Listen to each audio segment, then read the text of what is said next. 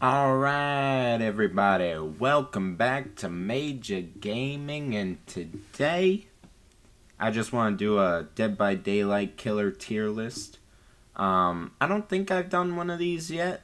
Maybe I did a while ago, but I don't remember.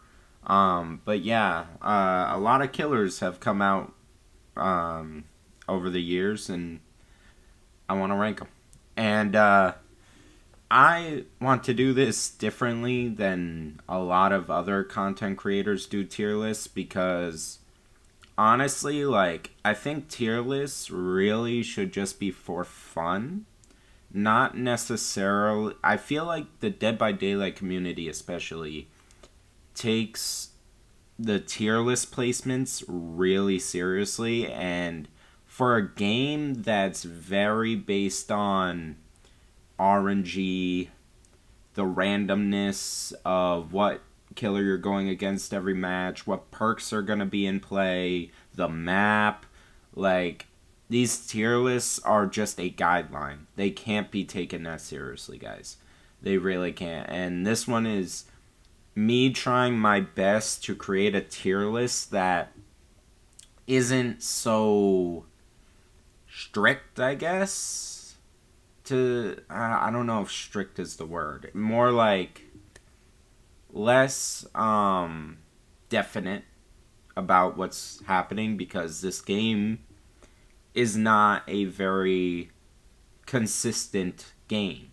It's just not in terms of like what you get every match. It's not like a Marvel Rivals where pretty much for the most part you know what you're getting, and then you can also switch your character to match it. You can, once you're locked in, you're locked in. So in this game, so that's kind of where I'm going with this. So I'm not doing A, B, C, D, F tier. I'm not doing that. These tiers are a little more specific as to what they entail. And that's to make it more clear what I'm talking about. Yeah, so that's pretty much it. I don't like the whole A, B, C, S tier thing because at the end of the day, that means something different to everyone else. I watched Tofu, Ott, Scott, whatever, they're all making tier lists. They're S tier, they're A tier, like they'll have A plus, A minus, B, B plus, all that. It's like their tiers all mean something different. So how are you what is S tier? What is A tier? You know what I'm saying? Like there has to be a definition for these things for it to be taken so seriously by the community, I think. And because there's no clear-cut definition as to what these tiers mean, you kind of get lost in the fact that, oh, nurse is always S tier. That means she's broken and the best thing ever. When no, she does have some downsides. She's still strong. She's still the strongest, debatably, but she does have downsides. You can play around her. Especially in that, and that's another thing is a lot of tier lists, they Tofu's tier list, for whatever reason he kept referencing comp DBD, and I'm gonna tell you right now, comp DBD has no bearing on this tier list, on my tier list, because comp DBD plays a completely different game.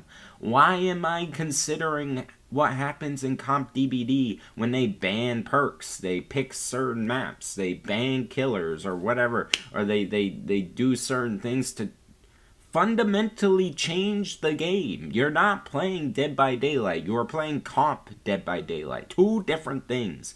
So no, I don't care what comp does with these killers. I don't care what a comp survivor can do. That's not the game I play. I don't play comp DBD.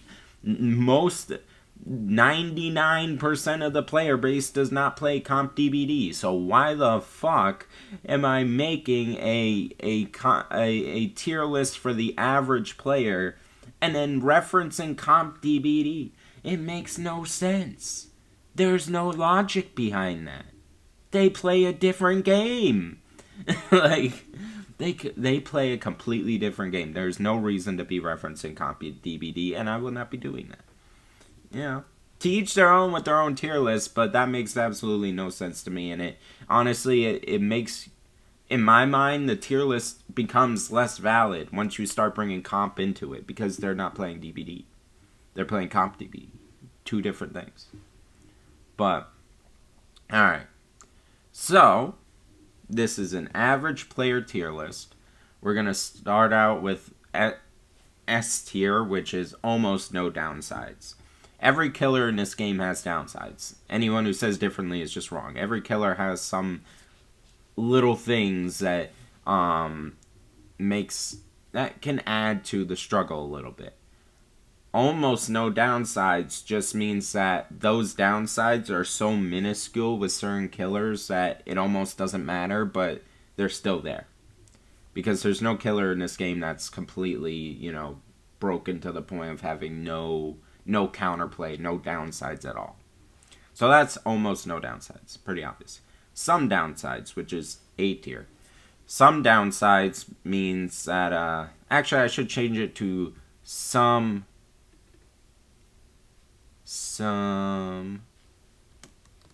significant downsides. There we go. Some significant downsides, meaning that there is some downsides to this killer that are you'll feel it every time you play the killer, and you'll notice it, but most of the time the downsides won't affect the outcome of the match. It's just little things that you need to work around. You need to put more effort into playing these killers. And that's another thing I need to bring up, that with this tier list, I'm also going to be taking into account how much effort and time and how much you need to put into the killer to get a good result. Because I feel like a lot of tier lists, they don't do that. They'll say like, oh, yeah, Nurse could take some time to learn, but she's so good once you learn it, it doesn't matter. It's like, no, like if we're talking about the average player, the average, game you're going to come across with Dead by Daylight, you need to take into account how much time and effort you need to put into these killers. Because, like, at the end of the day, every killer can get a 4K in a couple situations. So if every killer can get a 4K, really you have to think about, all right, how much effort do I have to put into getting a 4K with that killer? Instead of, can I get a 4K? It's, what do I need to do to get a 4K? Because all killers can get a 4K. Even the worst ones can get a 4K. So, like you gotta take that into account. And that's where some significant downsides comes into play. You gotta put more effort into doing well with these killers, but most of the time, once you get that down, you're good. Roll the dice is essentially B tier. Roll the dice is, it could go either way. You're literally like, these killers are a little more affected by maps. These killers have more downsides than even A tier, but they are not, they can be played well, they can be used well, and they can get good results a good amount of the time. It's just you're gonna feel it even more. You're gonna notice, like, hey, this killer, I gotta sweat my ass off here. Like, that's that's roll the dice. You're averaging out at a 2K most games. That's kind of that deal. Uphill battle. This is essentially C tier, and this is the one where you're loading into most games knowing it's gonna be rough, but it's doable. That's the uphill battle. That is the oh man, like, it's gonna be rough. They're gonna pull off some plays, but I think I got this in the end. I think I can do it. That's uphill battle. I'll pray for you. Is if you're picking these killers, I wish you the best. you're most likely gonna walk out with a 1K. But hey, if you know the killer well enough, you can pop out a 4K. But you're gonna put in that work. You're gonna put in that effort. Like, yeah. And then borderline useless, which is very rare. There's not gonna be a lot of killers in there, obviously. But there's two killers in this game that I feel like just you're loading in, and if you don't have the right stuff, if you don't have the right add-ons, if you don't have the right build, oof, yeah, that's you're really gonna struggle. And even if you have like the best of the best stuff, you're gonna want to throw a controller, sometimes. That's kind of where that is. Luckily, not many killers are in that tier, so we're gonna be good on that. Well, all right, so let's get started. I've rambled for 10 minutes. I gotta pull up. I wrote down my rankings on my phone, so if you see me look over, I'm looking down at my phone. All right, just so I remembered. So we're gonna go in order from what the killers are, like down here. I didn't order them in terms of like the tiers, so it's gonna be random. You're not gonna know which killer's coming up next until I know, But I do have my thoughts on every killer anyway. Like I said, I have almost 3K hours in this. I haven't said, but I do have almost 3K hours in this game. I do play killer mainly, but I do play survivor a lot too. So like, I got a pretty good idea of what goes on and how to. And I'm, like I said, I'm not a 6K hour killer, but I do know shit. So, that's kind of where the average thing comes into play. Where I'm trying to speak for the average player so that they feel like their thoughts are being validated too, and that they're not crazy for seeing what they're seeing in game. There are some takes from some creators where they're like, this killer is amazing, and then you go to play the killer and you're like, and then you're like, I wonder why. I just want to validate everyone. I don't want to just talk about the best of the best. But yeah. All right, let's get started. I need to get going because this is going to be a long ass video. All right, first up, artist. I have the artist in almost no downsides. Now, afterwards, I'm going to actually move the killers around in order in the tiers as to like where they are in the tier. But for right now, I'm just going to put them in the tier that I think they belong to. Almost no downsides. Artist. She can hit you from across the map and has good map pressure. She can hit you through walls across the map. She could get survivors off of gens. So, like perks like barbecue and chili work with her a little bit. I personally like playing stealth artist, which is, something you don't normally see a lot. But I like playing I use unforeseen a lot. That's a pretty good perk, and yeah, I personally enjoy playing a stealth artist and dropping crows at the loops. She could be a trap killer and a range killer. So that's kind of where I'm coming from this. Hold on, my camera is being a little weird. Cool. All right. Yeah, that's where I'm coming from.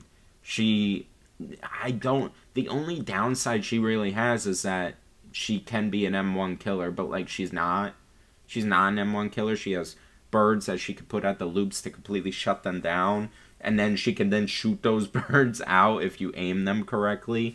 And then you can damage survivors with the birds. There are add-ons that give survivors oblivious with the when the birds are on them. And mixing that with like a stealth build like I have works great because they never know where I am. So, and she's way underrated. Like a lot of people say she's like super complicated. I don't think she's super complicated. You place bird at loop and then you can shoot your birds like it, I think people try too hard to go for injures with the birds, and when really it's more of a distraction than an actual tool to get injuries or to get health states. It can be done, but I think people just try for that too much and then they end up losing when really she's more of a zoner. She zones. You could get survivors to run to dead zones and stuff much easier with artists. All right. Next up, Blight. Almost no downsides. Probably, if not one of, if not the strongest killer in the game. He has high mobility. That can get a little awkward on certain maps. Oh yeah, that's another thing with Artist. Downside is map dependency, and map dependency with the Blight too. Some maps are kind of awkward to bounce around in. Like I find RPD very annoying with that. Indoor maps specifically, like the game, like he kind of struggles because he is an M1 killer at the end of the day. He just, the best way to get a hit with Blight's Rush is to, while you're in chase, bounce off something and immediately rush towards the survivor. Depending on the situation, obviously, I can't tell you exactly, but that's kind of the idea. And sometimes that's rough depending on the map, and then at that point you're an M1 killer, which I question whether Blight should be 115 or 110, because he has high mobility, but on certain maps, like a 110 Blight would feel awful. That would knock him down pretty much to like roll the dice tier, I think, or some significant downsides tier, because like that would, that's a questionable change that I think might. But honestly, I like going against Blight. I find him fun to go against because you could, juke him out and stuff. And I find Blight fun to play against. I actually find him funner to play against than to play as. I struggle with him a little bit. So, he's really strong. I can't think of. And that's the whole point of this tier, is that I can't really think of a lot of downsides for Blight other than the fact that if you can't bounce around to get your lethal rush on, you're an M1 killer. But that's not the worst thing in the world. At least you have good mobility with it, All right, now we have Bubba. Bubba is going to go in uphill battle. I think he is. I think his worst issue is just the collision, and like how the loops work. Some of them can be kind of rough for him, and especially to get his chainsaw off. And then other than that, he's an M1 killer. So if you're struggling to get your chainsaw hits, or you're on a map with like 1,000 pallets and you're just like it, you're gonna struggle a little bit, because other than that, he's an M1 killer. He's got nothing else going for him. I don't think he's bad. Like I said, uphill battle doesn't mean bad. It just means you're gonna feel a little pain, especially on certain maps. You're gonna feel it, but he's not impossible to use. Like I find I've gotten some pretty good plays with him. Just make sure if you're using Bubba, you're timing your tokens well when you're using his chainsaw sweep, and you could get some distance on that. You could keep that going for a while and get hits you don't think you can. Like, he's not horrible. It's just, and that's why he's actually is in his spot. He's at the top of uphill battle for me, and it's just the problem is if you're struggling to get chainsaw hits, you're an M1 killer. So that's really it. But he is very good at face camping or camping the end game. Obviously, the thing with Bubba is essentially if you could get a kill in end game, you should be leaving with a 1K. That's the thing. If you're getting a down in the end game, you should be leaving with a 1K, and he's really good at securing that 1K at least, but it's just doing more than that. He kind of struggles. I like a stealth Bubba build. I play a lot of stealth on killers that you wouldn't think I do. Stealth Bubba is fun. I pull up, just and take him. It's fun, confusing them. So I like playing stealth Bubba, but yeah, he's a really good camper. really good proxy camper. Not really a great tunneler, but and that's another thing. It's like with tunneling and camping, like they're in the game. I'm not gonna act like it's some like no word, like some killers are really good at camping and tunneling, and Bubba's one of them, and that's why he's there. Hey, it's part of the game. All right, so Bubba, uphill battle. Pinhead, top of roll the dice. He is actually in his spot. He can be very good, especially the hex builds that people bring with Pinhead, where you go. I call it the side mission build because you have to go on so many side missions and you get all screwed up. It's rough. You got the box, you got the hexes to deal with. Like, side mission Pinhead sucks to go against, honestly. But other than that, he's pretty fun to. I find him fun to juke the chains and stuff.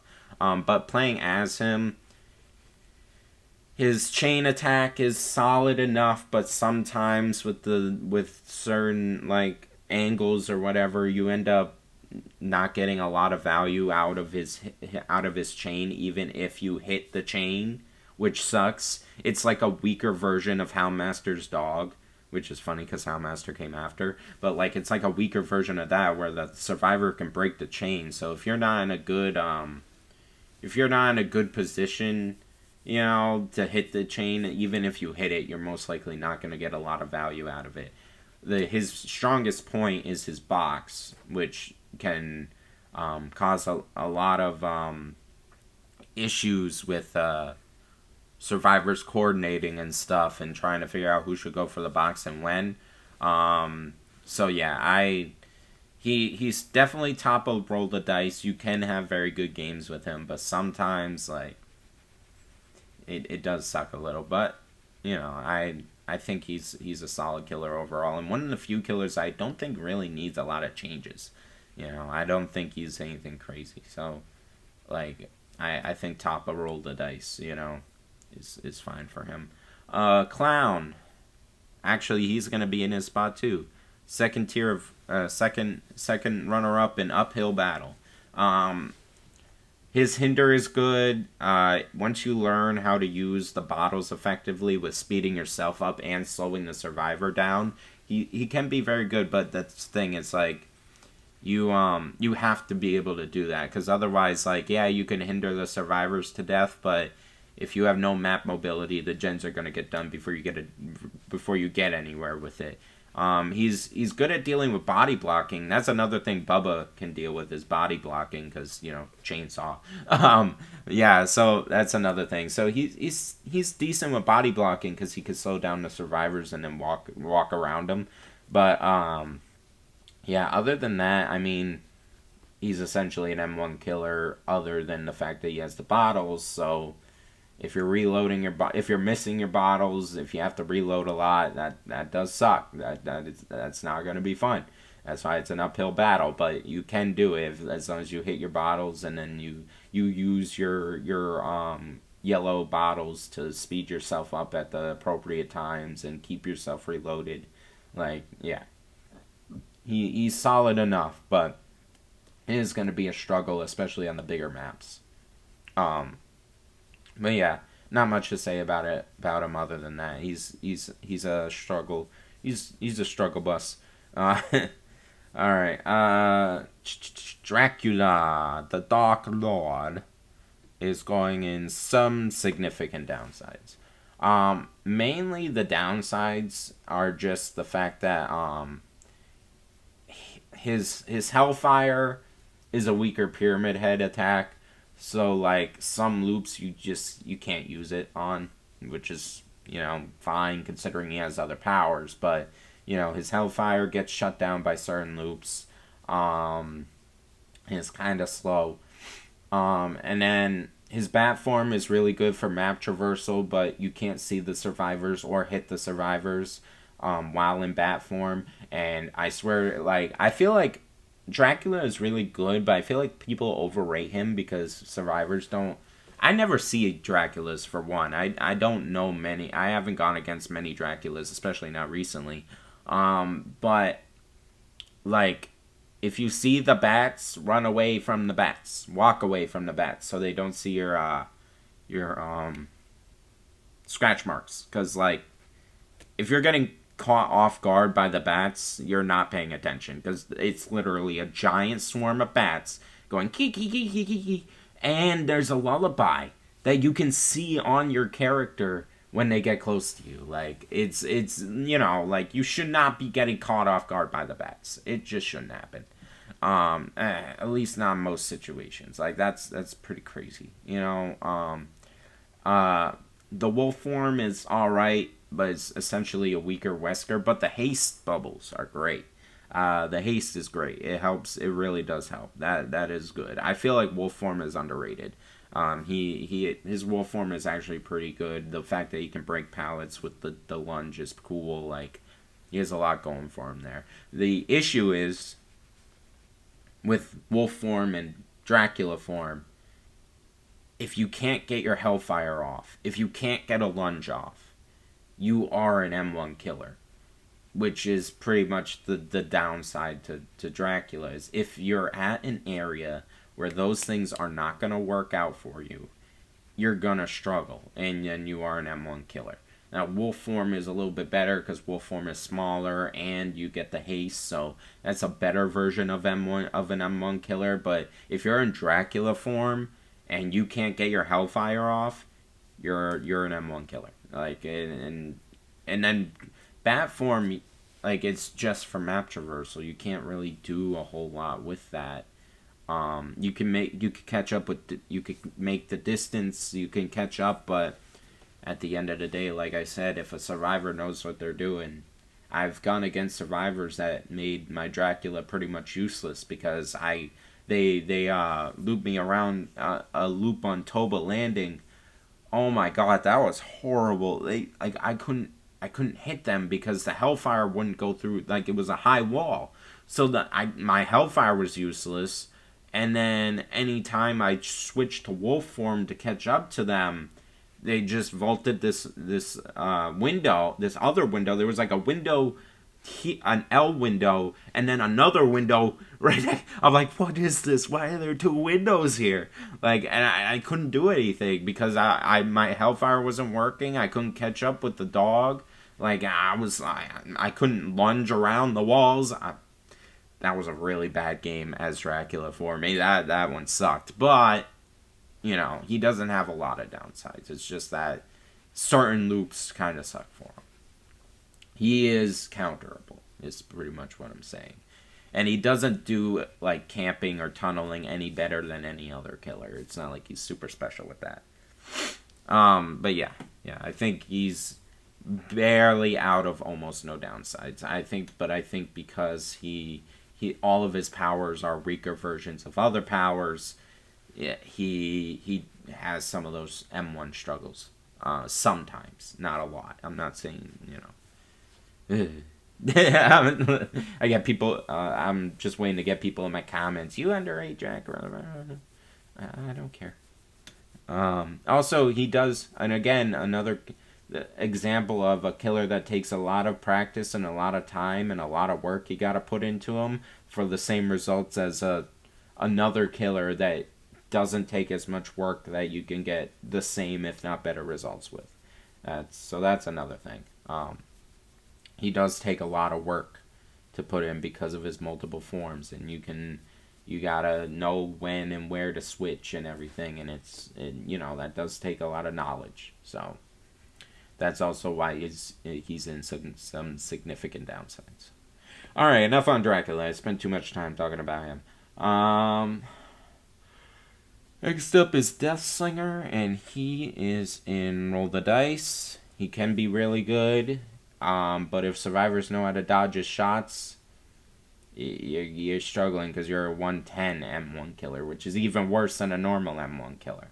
If survivors know how to dodge your shots, if you're on a map with a lot of high walls and stuff like that, or a map like an indoor map like RPD, where there's a lot of turns and stuff, like, you're gonna hate life. So yeah, I think Deathslinger is very much roll the dice, just because if you can't get your shots off, He is a 110 M1 killer, and that sucks. And his hitbox on his spear sucks. So many times I see the spear go through survivors, I'm like, why? You know, like, that's very annoying. So that's pretty much why he's in Roll of the Dice. He has very little map pressure. But if you can hit your shots consistently, then he's pretty good. He actually, you know, it's not that he's bad. It's just you gotta hit your shots. And again, how much work you gotta put into a killer to know how to do that, compared to what results you get in the end. You know. All right. This is a 30-minute video. God damn. So many killers. Alright. Demogorgon. Put him here. He's gonna go between Pinhead and Deathslinger for now. Being able to break pallets with his shred is great. His mobility, especially after the buffs, is really good now. The only issue is you have to place your portals. The portals can be destroyed, and you have a limited number of portals that don't reset.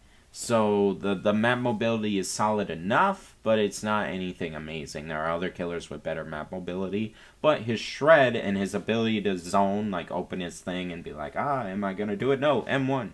Like that is probably one of his best attributes, is the fact that his zoning and making survivors have to dodge and stuff when you can, and then you just end it and then you hit them.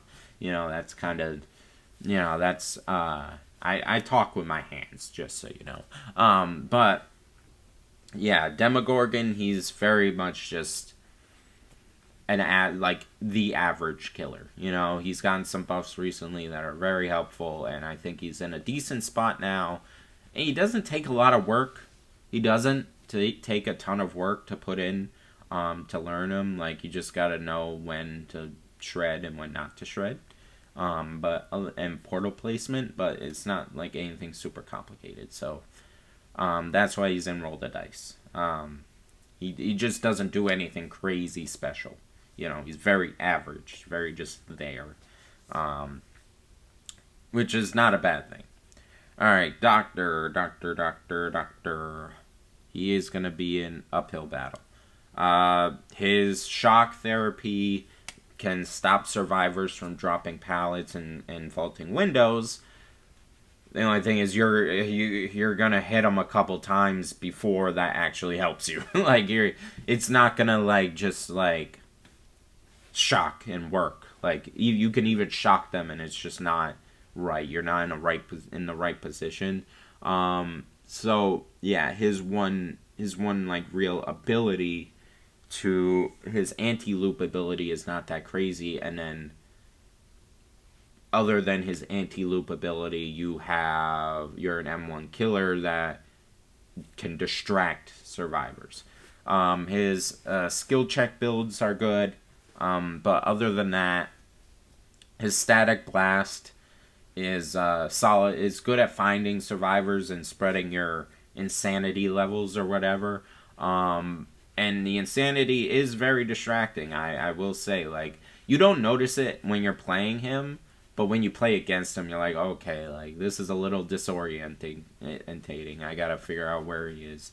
But he's still not anything crazy. You gotta know what you're doing with Doctor. Also, some people seem to think that if you are undetectable, you can't use his static blast because you don't have a terror radius, when that's not true. I play Doctor with Unforeseen, and my static blast works around me whenever I use it while I'm undetectable, so there's a thing. I don't know why some people seem to think that when it doesn't work that way. You just have the normal terror radius blast. But yeah, no, he's uphill battle. He's actually in his spot right now. You know, Bubba Clown Doctor. But yeah, he does better on indoor maps, I will say. I think, you know, because like it's close together. But anyway, all right, Dredge. Sorry, Dredge is going to go between Pinhead and Demogorgon. His Nightfall is solid, and it's something that's unavoidable. And you can make it come around more often. But he does have decent enough map mobility. The problem is his map dependency on what map you're on. Is goddamn some maps fucking suck with the locker spawns, bro. RPD, Hawkins, even some maps like the ruins and stuff, there are locker placements where there's like 50 lockers in like one area, and you're like, which locker am I even gonna come out of when I teleport over here?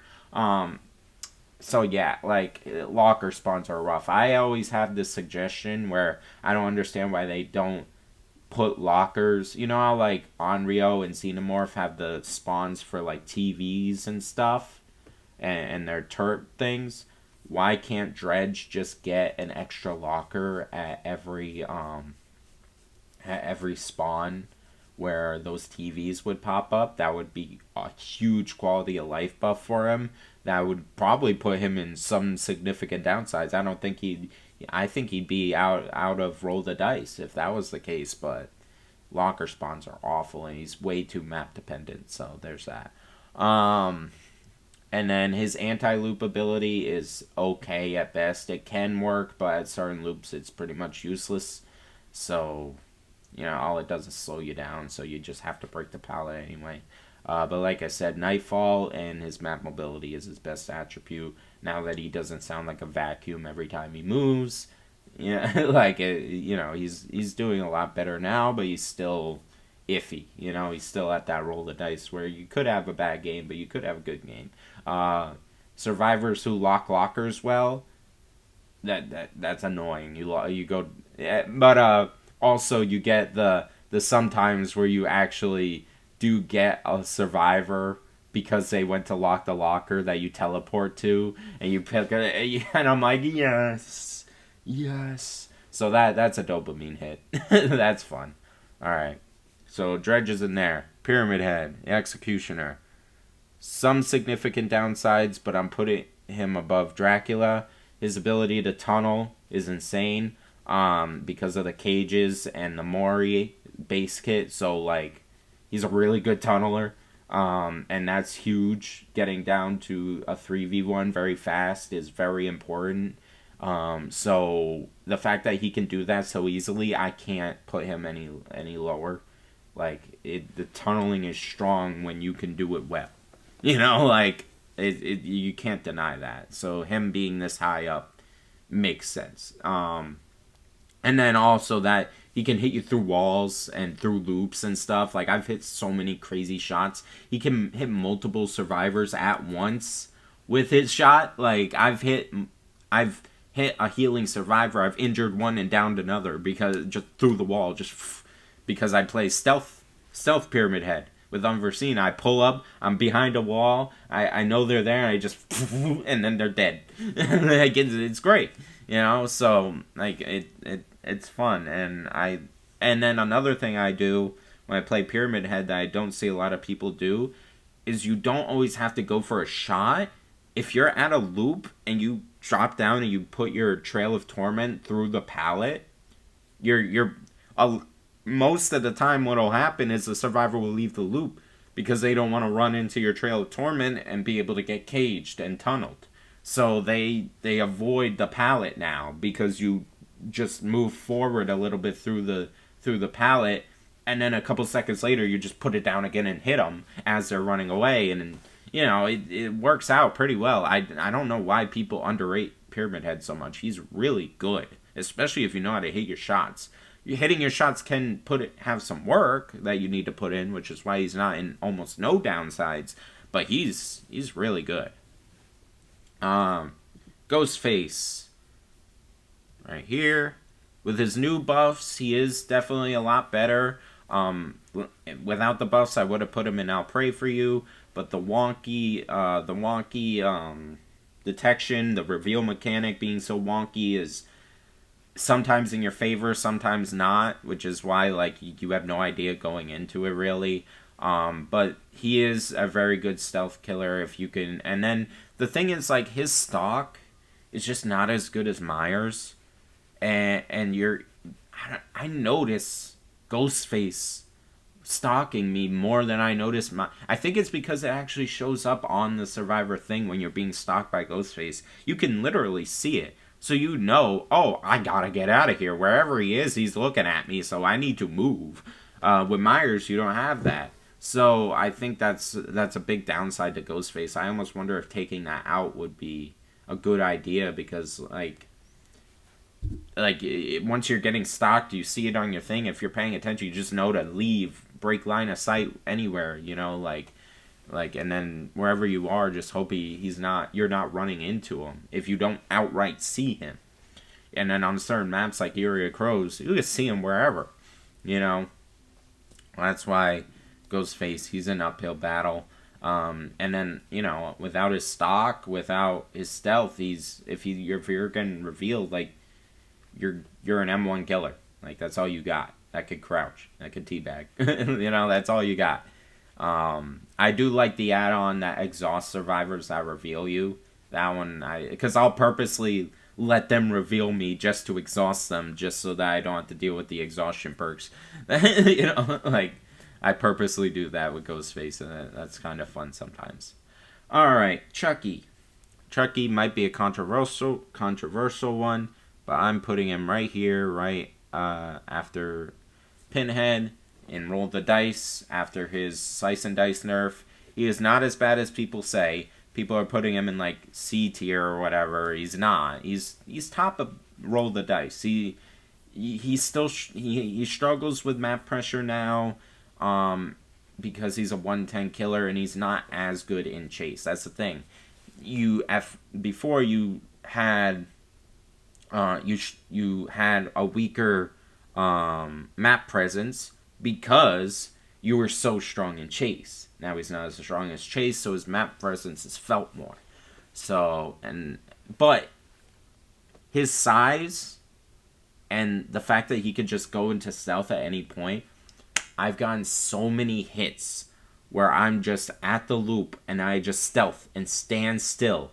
And the survivor doesn't know where I am, and they come running around, and then I just, whoop, I got him. It's I literally stood still. And it's because the survivor gets confused, or they leave the loop, and I see they leave the loop while they can't see me, and then I slice and dice at them, or something like that. I get them from the side, and that works out pretty well. You gotta use his third-person camera, checking spots and stuff like that, and being able to see survivors that you can't normally see in first person. And his stealth and his size, you gotta use that. Don't just go, I Chucky, I dash forward, I get hits. No, use his size to your advantage. He is tiny. He is hard to see sometimes. You can hide in a loop. Use that. And he's okay. It's still Roll the Dice right now. I think Slice and Dice was nerfed a little too hard. It's either they revert the Slice and Dice nerf, or they bring his cooldown for his stealth down a little bit to 12 instead of 14. I feel like that'd be perfect for him. But other than that, I think he's okay. You have a chance at doing well with him still. Alright, Hag, I'm gonna put in I'll Pray For You. People will say she's more up here. I can't see it. I hate the fact that she's 110. It makes no goddamn sense, and it needs to be changed. It makes no sense. How come Hag is 110, but you have Blight at 115? You have Dracula at 115. You have Unknown at 115. Why is Hag 110? All these characters have more than Hag. They're 115 with better mobility, yet Hag is stuck at 110. Onryo is 115. It makes no sense. All Hag can do is camp. Jesus, I hate the fact that Hag is 110, and people think, oh, that's okay. No, that's not. It makes no sense. What? How does that make sense? It doesn't. How come all these other killers get to be 115 and Hag can't? When her map mobility is literally dependent on the survivors. It's not like she needs an Eerie add-on to choose where to go. She can't even choose when or how or what. She literally has to depend on the survivor walking into a trap in order to get use of her map mobility. Which at that point, is it even map mobility? Like, no. I'll pray for you. She's a trap killer that needs time to set up at the beginning, which makes corrupt intervention pretty much necessary. And then, even then, like, she sucks in chase because all she can do is drop a trap. I will say she's at least better than Trapper because her traps are a constant cycle and she can move to them quickly. But that's the thing. All she can do is proxy camp. That's all she really has. She can't, and then when she proxy camps, she can't even tunnel well because she's an M1 killer at 110. So it's like, what are we doing with this character? Why is my camera being weird? Okay. But yeah, that's, that's my hag rant. She needs to be 115. I don't care. It makes no sense. I said, make her 115 and then make it so that you can't put the traps right next to the hook. There you go. Just do that. You know, maybe give her haste every time she drops a trap, like Trapper. Alright. Hag rant is over. Next up, Hillbilly. Almost no downsides. Actually, now that I'm gonna put artist is down here in the tier list. So Hillbilly, is map dependent. You know, he has the game or RPD where he's not as good because he can't get around the map and snipe as well. But he still has an insta down. He still has crazy map mobility. His overdrive is great. Like, there's very little. It just sucks being on indoor maps where you can't go across the map. Like Larry sucks for him. Maps with a lot of windows. That sucks. But that's not every map. So his map dependency is his biggest downside. But other than that, he's a really good killer. There's not much more I could say. I am going to start speeding up because we're at 47 minutes. I don't want to have this go on forever. Master. The newest killer. Some significant downsides. Right now, though, like, she's really good at windows and pallets. Like, she's really good at windows and pallets, and she has the search mode, which is really good map mobility for the most part. So I've used search mode in chase before. I put search mode like around Shack, and then I followed the path and actually got a survivor. It was wild. I've done that a couple times where, like, I'll put search mode beyond where I think a survivor is, and I'll go straight through, and I'm just, and it's fun. I like doing that. But even then, like, and then she has her chase mode where she can get a survivor. You either force the survivor has to pretty much, like, perfectly time when they're gonna drop a pallet, because if they don't, like, either you go over the pallet, or if they drop too early, you go over the pallet. If you drop too late, they get you, and then at that point, you're kind of, you gotta drop the pallet on the dog and everything, like. But Houndmaster is pretty solid. The fact that, she can actually get downs from sending the dog out while the survivor is vaulting is good. Like, that's really good. And yeah, I other than her bugs, like, she's really good. Yeah. Like, I just don't see the biggest downside to her is just aiming the dog and putting the work in and the dog sometimes not hitting survivors even though they really should be. So it's just, it's just learning the character is essentially the downside, but she's got a lot going for her. Alright, Huntress. Huntress is gonna go here. Huntress has been in the game a while. I'm sure a lot of you know. She's barely been changed. The buffs she got were necessary. She is map dependent even still, but her map dependency was worse before. But now that she has more hatchets, she's a lot better off. She's just a very solid killer. Like, she's one of the best made killers in the game, one of the most fun. And you could get a lot of, crazy hits, but there's still counterplay. And yeah, I think she benefits a lot from aura reading. So if you don't bring aura reading, that's kind of a downside. But yeah, like she's just overall like you have to. And another thing is you got to put in the work to learn her to do really well. But once you do, she's really good. So yeah, hitting you got to hit your shots. Same thing with Deathslinger. But the difference between Huntress and Deathslinger is Huntress can shoot her hatchets more consistently. Deathslinger has to reload after every shot. Huntress doesn't. You know, she has a couple shots to get you and get you downed. And so you don't have to break chase pretty much after every shot, like with Deathslinger. But she is still a 110 killer, and if you have no hatchets, she's a 110 M1 killer, which is really bad, and you gotta find a locker to reload at. So those are the significant downsides.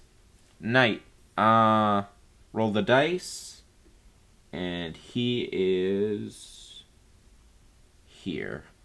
Right? Yeah. So, he's very good at, zoning the survivors and getting them to go where they need her to go, or need him to go, need the killer to go. I'm not speaking correctly. Sorry, I'm rushing. But like, I feel like a lot of Knight players are like, oh, like he's not that strong because like the survivors, you know, can avoid the guards, but that's not always the point. You're not always supposed to get a guard to get locked on. But like if you're at Shack, he's really good at Shack, which is a really strong loop. Like you send the guard around one way and then you go the other way. Either way, they gotta do something with that. You know what I'm saying? Like they're gonna like you gotta create a path. You gotta work around the map. Like that's how you use him, and he's very good at that. And yeah, his guards kind of can suck, but they can also be great. And Carnifex breaking pallets like that, like you essentially just send them out, break, and then keep walking right at the survivor. And if they're walking into a dead zone, they're screwed. So like it you know, like Knight is good. He still has struggles because of the AI not being amazing, and you know, but he does have a lot of good map pressure. Like that's his main deal is map pressure.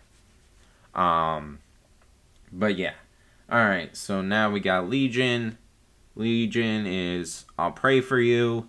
Yeah, he's just like he can keep. It's crazy. He can keep the whole team injured, but he can't down them. That's the problem. He could keep the whole team injured. He could waste so much time just to get nothing out of it because he can't get the down because he's an M1 killer. It's like that's essentially it. And how many times do you realistically ever actually get that fifth hit and get the down with his frenzy? Especially on the big maps? Like god damn, like you're not getting that often. I don't care. There's not a lot of times where that's actually happening. It's essentially a pointless part of his kit. I play Stealth Legion and don't even try to go for that because at the end of the day, it doesn't matter. I'm not going to get it because they're so spread out. Like it, you know, like I barely go for that. So I usually just get like two or three of them, and then end it, and then M1 the best I can. That's essentially all you can like really should be doing with Legion because the chances of you getting the fifth hit are very low. Yeah, that's why he's in Pray for You. Like it's a struggle. All right, Vecna. Vecna is gonna go some significant downsides, but overall, he's kind of like a weaker Dracula with the fact that he has like a lot of different abilities. But honestly, like his weaker abilities are still pretty. Like Mage Hand is good. Like I run the add-on that exhausts people that are in the bubble, and that helps out a lot. You hit them with the skeletons when they're in animation lock. Like, there's a lot you could do with Vecna here, and he's really fun. I had no interest in D&D before Vecna came in, but like I play him now. He's fun.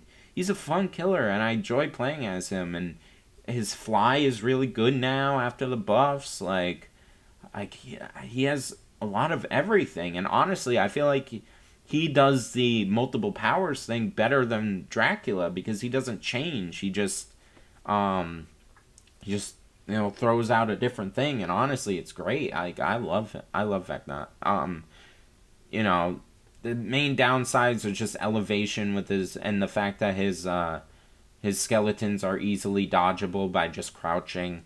And the cooldowns on his powers are kind of long, you know, some of them, and stuff like that. But those are the main significant downsides. Is just that he's kind of easily counterable, and not in a horrible way, but just like the counter is obvious, you know, like it doesn't take a lot of skill once you know what it is, you know, and the items that he spawns in can actually, you know, if the survivor decides to actually go for that and use them, like they can be very helpful. So like, please, as survivor, use the things, the items, use them. Yeah, like you can literally see him using his moves. It's and you can get away from mage hand quicker and stuff like that. So use the items. Yeah. But yeah, there's that. All right. Wesker. This one might be a controversial one. I'm going to put him here and roll the dice. I think he is still solid, but I think the game around him has changed so much to the point where without the infection hinder, that crazy hinder, all he can do is dash in a straight line, and he's really map dependent now. Like the map can really screw him. His vault with his dash is pointless. I honestly wish they would just remove it, because 99% of the time it's not helping you, and sometimes it's actively hurting you, because the survivor will go up to the window, you'll pull out your thing and dash at them, and then they'll move out of the way, and all of a sudden you're vaulting a window. It's like it hurts you more than it helps. I hate the vault. I get rid of the vault, please. I don't like it. It doesn't help. It hurts more than it helps. It's so annoying. But other than that, yeah, his terror radius is huge. Like, that's why I play stealth Wesker. But like, that's the thing. It's like, if you can't get your shots off with your infection, you're an M1 killer. And it's not that great. You can still do well with him, but it's just, yeah, he's okay. He's good. He's average. It's just, he's not special. He's not what everyone makes him out to be. Like, in some sense, like, no, yeah, I don't think so. But anyway, Nemesis is actually going to go above Wesker now. The recent changes they made to his tentacle are really good.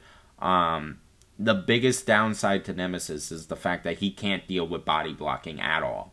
He has, if you body block Nemesis, yeah, you're getting out. You know, like, if you know how to body block him well, he got nothing, because he has to hit you 3 times with his tentacle, and other than that, he just M1s, and then, you know, his zombies can be the greatest thing ever or the worst thing ever. So yeah, you just gotta really think about, like, how you gotta get your tier 2 as quickly as possible. Like at the beginning of the game, you are rushing to get that tier 2, because otherwise you're screwed.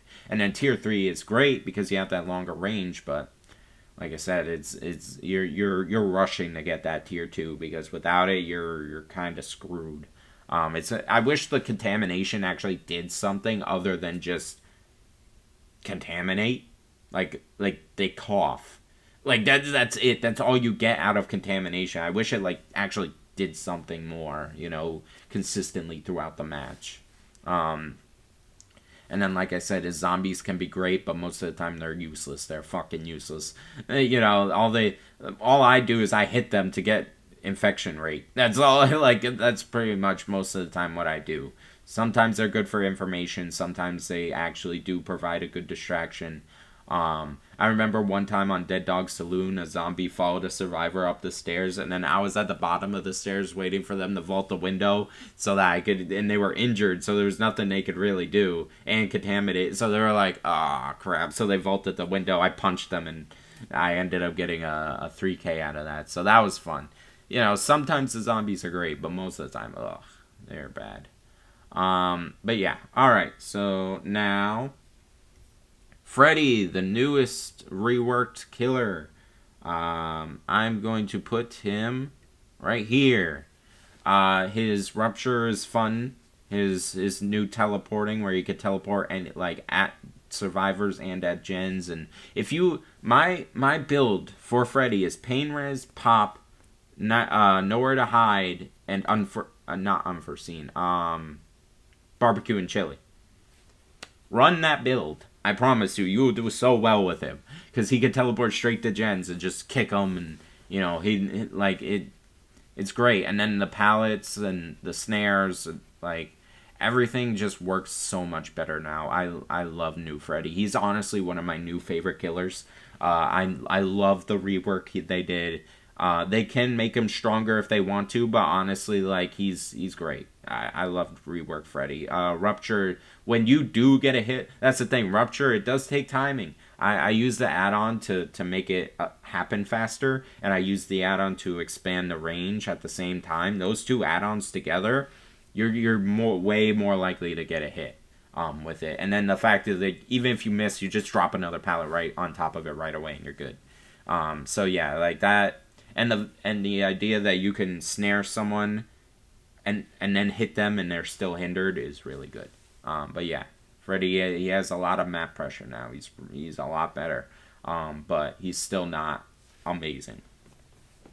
Nurse, I am actually going to put her under Blight. Reason why, she's so slow and she takes a lot of work to get good with.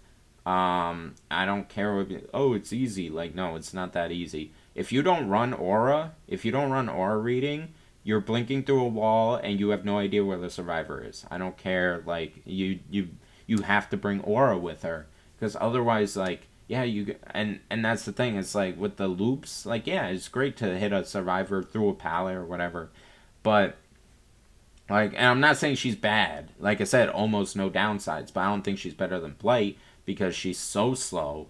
Her blinks can be a struggle to learn, especially on console that I play. It can be rough. So yeah, I think she's second best, honestly. I think the amount of work you have to put in to actually learn her and get good with her, and the aura reading is pretty much required. Like, you don't have those issues with Blight. So I think Blight is a little bit better for the average player. Now, obviously, a really good nurse is going to be really good, but I'm not talking about really good nurses. No, I'm not. So, it's just one of those things. It takes a lot of time to get good with her. Oni. Some significant downsides, and he is going to be right above Houndmaster. Mainly the biggest downside is his early game. You gotta get set up, you gotta hit a survivor to get your power, but once you get your power, you're a beast. You can break pallets easily, you could get around the map quickly, you can down survivors in one shot. Only other thing I noticed is that his when he goes up like this, the auto aim, bro. I hate the aim dressing in this game. I hate it because it messes me up so bad, and I'm on console. I hate the aim dressing, especially with Oni. It fucking makes me swing at a wall. I fucking hate it. So yeah, like that's really annoying. So yeah, like that's why I don't play Oni a lot. Just because of that. Like I go to swing and it just fucking pulls me off, and I'm like, what the hell? I was aiming at him. Oh my god, that's so annoying. But yeah, that's pretty much the downside. It's just early game is kind of weak, but once he gets going, and then he's really good. So, some significant downsides. Onryo. Onryo is going to go here. And again, might be kind of controversial, but I don't think she's that bad. Like, I don't. Like, you could play a lot of mind games with the demanifest, especially now that it starts chase, because now you can demanifest and go into a pallet, and they'll drop the pallet, and you instantly break it. It's great. That's sort of like anti-loop. Not really, but kinda. Her map mobility is great. The distraction with the TVs, if the survivors don't know what they're doing, like, they don't turn off the TVs, well, then they're, not only are they, you have your power, but then, you also, can can lock them into having these stacks, and that scares survivors. Yeah, against better survivors, she kind of struggles, but she's not like horrible. Like, you just gotta work with her. I run barbecue on her and everything, and then nowhere to hide and stuff, and it works for me. I don't know. I find Onryo pretty decent. I don't think she's crazy, but I also don't think she's like a struggle every time. Like, I usually can do pretty well with her. Yeah, and it's just because her power is more complicated, so it has more complicated counterplay. Uh, pig. All right, pig. Uphill battle, going right under Ghostface. Ghostface is what Pig wishes she could be. She wishes she could be Ghostface at this point, because I wish her crouch movement speed was just faster. Because if that was the case, she'd be like here, but it's so slow. Her stealth is so slow. It's so slow, like, and that hurts her because she's a stealth killer. Other than that, you got this weak ambush that can be okay sometimes, but at most loops it's not very helpful, and it gives off a big roar for some reason right before you do it. So it's not that great. The best she got is the traps, which will slow down survivors, and the whole crouch at them thing to make the timer go down. But other than that, like, yeah, she's not that crazy. Like, it's gonna be a struggle unless you're on an indoor map like Larry's. Then she does pretty well, because you can sneak up on survivors. Larry's, the game, RPD, stuff like that. Like, she actually does pretty well on those maps. Pretty much she's map dependent. It is, like a lot of killers in this game. But yeah, Plague, right above Oni. Just because she could keep survivors injured all game, and she's very, like, if you place your vomit on a gen, and then you see a healthy survivor start getting sick, you could kind of assume what gen they're on. So that's good. That's good knowledge to have in game. And then her corrupt purge is really good. The only downside is the survivor gives you your power. Unless you run her Eries are insane.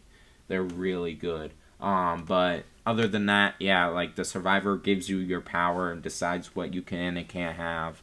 But once you get your power and once you're good at it, like, the only other thing is, like, certain loops kind of shut down your power, and if you get stunned, you don't have your corrupt purge anymore, so that kind of sucks.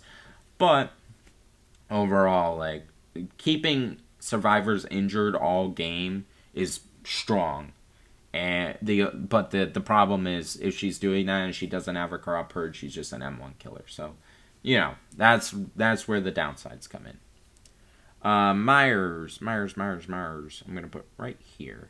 Again, maybe controversial, but his new buffs are great. He gets out of tier 1 way faster, and stalking from afar is really a lot better with the faster stalk from afar. It is. I play a stealth Majr build with unforeseen, and I stalk them from far away, and then I'm undetectable, so I just pull up 99, boom, dead. Like, people will say, like, oh, he's just an M1 killer, like, he struggles in chase. Don't go on long chases with him. 99, dead. And he's amazing at proxy camping.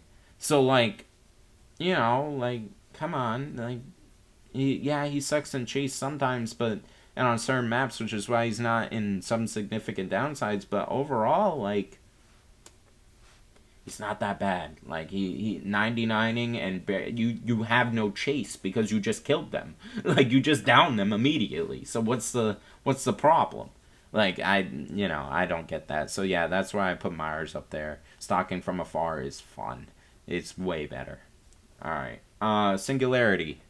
I am going to put Singularity right here.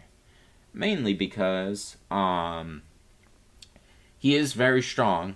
Whatever it is. It's very strong. It's just the problem is if the survivors know how to do your counterplay and know how to use the EMPs, you're an M1 killer, and that sucks.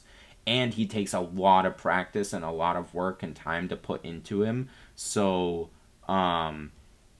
it's just rough. It can be rough. But he's not bad. He's not bad at all. He's one of the best killers in the game. But you gotta know how to use him. And I think that's what brings him down a little bit. He's not as easy to use as Dracula and Executioner.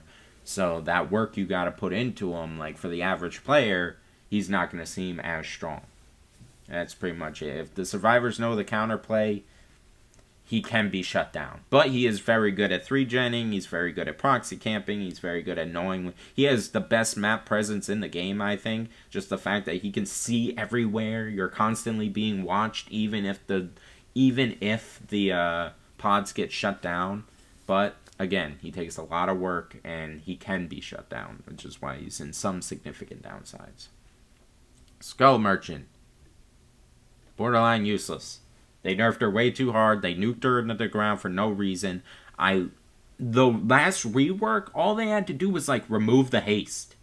Like, that's all they had to do. Was just remove the haste and keep everything else the same. Skull Merchant would have been fine. But they nuke her instead. Like, why? Like, what the hell? They made so many bad changes to her. Reworked Skull Merchant was not that bad. It was just she could literally do what Clown does. Just a little bit easier. So, just remove the haste. And keep the hinder. And keep everything. Keep the spinning. Keep the stealth aspect. The hidden lasers. Keep all that. But just remove the haste. She would have been fine. She's an M1 killer. Come on, guys. Honestly, if you really complain that hard about Reworked Skull Merchant to the point where you quit every time you saw her, pathetic. Honestly, I really hate that, because y'all got her nerfed for no reason. Honestly, I played against Skull Merchants. She's not that bad. She has so much counterplay. She did. Now she's pretty much all counterplay because she can't do anything. Because the whole removing both scanners was stupid. Why? Now people barely get hit by them. I'm like, what the fuck? And you can still dodge them the normal way by crouching or standing still. So what the fuck is the point? Yeah. You can still use her, but good luck. Spirit. Almost no downsides. She has pretty decent map mobility, even being a 110 killer. Her counterplay is all audio based, which is way stronger than you think it is, because the fact that it's all audio, you gotta listen properly, you gotta know what's going on. So if you're not paying close enough attention, she's gonna pop up on you and get you, or pull you off a gen or something, and she's just good. She's really good. At certain loops, especially, she can get almost a guaranteed hit, and not almost a guaranteed hit. I gotta watch what I'm saying. No, she's just really good. She has good stealth, good map ability, good everything. I really don't see a whole lot of downsides to her other than the fact that she's an M1 killer. But like I said, she could sneak up on you. Solid. Trapper. Borderline useless. For the love of God, do something with this killer. You cannot let oh, actually, she's better than Skull Merchant at least. But for the love of God, make the poster boy of your game decent. He should be up here. He should not be down here. And it's so easy. Give him his traps at the beginning of the game. I don't know how that makes him less simple. How is I have traps, I put down traps less simple than I go find trap, pick up trap, then put down trap? How is that less simple? If you want it better for new players, give them all his traps. That way all they gotta do is put down trap. Walk, put down trap. Why they don't have to find it. How is that less simple? It makes no sense. Please think, behavior. Please fix your goddamn poster boy. It makes no sense. And again, either that or let him reset his traps from far away. Or something. Anything. Anything to fix this goddamn killer. Because he could be so good. All he needs is small changes. Just small changes. Just let him have his traps at the beginning of the game. Why do they have to spawn in random ass places? Just give him his traps. After he places them, fine. Fine. Let him pick them up afterwards. Just give him his traps at the beginning of the match. It's so fucking simple. I don't understand. I don't get it. Either that or make it so he doesn't have to walk to the trap to fix it. Oh my god. That bugs me so much. Alright. So, alright. I'm at 13% on my laptop. So we are going to go very fast. Trickster. He is... Where did I put him? Top of I'll Pray For You. High walls suck. Certain maps suck. His map dependency kind of sucks. But he's 115. So, you know, a lot of times when I play Trickster, I'm M1ing more than I'm actually hitting with the blades, which is kind of crazy. But he is very good at proxy camping right now. So, that's the only thing he has, though. And maps really, really fuck him over with the high walls and stuff like that. Maybe not I'll Pray For You. This is one of the worst ones for me. I was trying to figure out. I'm gonna put him uphill battle up there. He's not I'll Pray For You level. I don't think. I changed my mind. He's uphill battle. He can be okay, but map dependency sucks with Trickster. Twins. Top of some significant downsides, mainly bugs. It's like the main downside of the twins is just bugs. She could camp. She can. She could get pretty much a hit whenever you use Victor. Victor is crazy. The only thing that sucks is having to go find the survivor on the other side of the map when you gotta go pick him up. That kind of sucks, but you can mitigate that. And yeah, Victor is just really good, and you shouldn't. Map dependency, there's a little bit of map dependency because survivors can use some maps can kind of fuck up your shots with Trickster, but other than not Trickster, Victor, but like they're great, like they do a lot and they're just never used, so nobody even knows how to play against them, like but the biggest downside is the fact that Charlotte's an M1 killer and you gotta go pick up the survivor after you down him with Victor. I offer the suggestion behavior, make it so that when you're using Victor and you go over a down survivor, make it so that you can teleport to Victor as Charlotte and then just pick up the survivor that way. That would be great. Pretty much like what Chucky does with his pickup animation, just make it so that Charlotte just appears and picks him up. That would be wonderful. And that would probably put twins in almost no downsides, but with that being around, that's a pretty strong downside. And it forces her to be slug heavy, which sucks. Unknown. Gonna go right here. I debate putting him above Huntress, but at the end of the day, he still has to hit you like 2 times to get an injure, so... And 3 times to get it down with his range attack, so I can't do that, but his range attack does hit through walls, which is really fun. His teleport is amazing.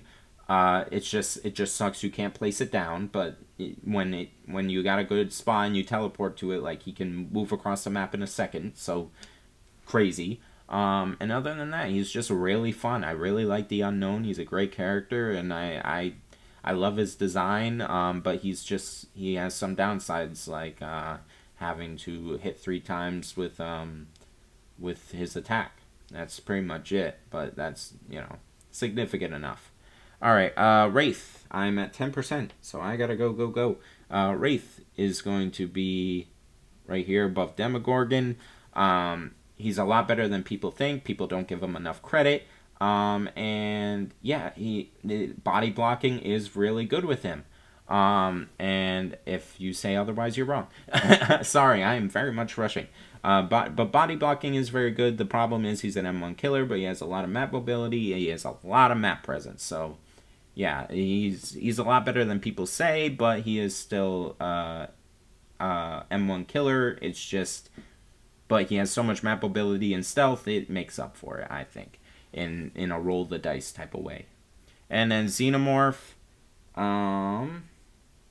is going to go right here above Huntress. I know people like to put Xenomorph more in here, but I still think hitting over pallets and hitting over loops is a very strong ability. Survivors don't always use the turrets well. Yes, when they do, it's very annoying, but it's really not that bad.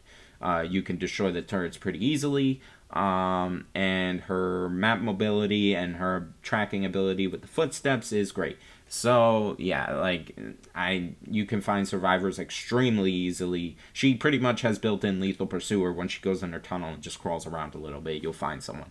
Like it's like it, and again the zoning, the survivor guessing whether you're gonna do a tail attack or an M1 is really good. So I can't put Xenomorph lower than like a Huntress who can't hit over loops.